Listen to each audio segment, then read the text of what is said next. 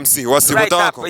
Yeah. As me NG Prophet Uparia, I always tell them and Gumandaba Gambira. Abwo kwanjye murangi mu rubiri gwa Shwenkuruza.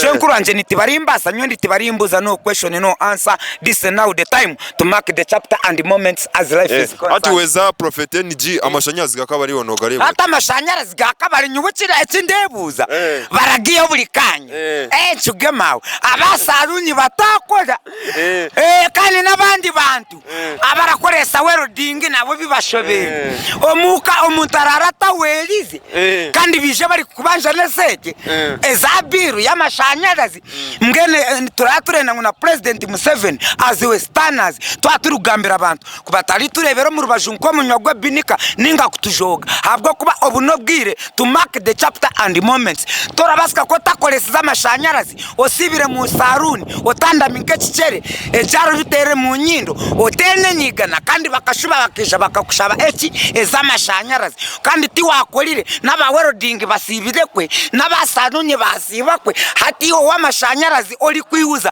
kandi gabaga gatari kandi obwe Rwanda baragaguza za miliyoni azabanya Uganda batagini ako kantu tindi kwakanisa government don't want to criticize the government in power konka batashaka kuyamashanyarazi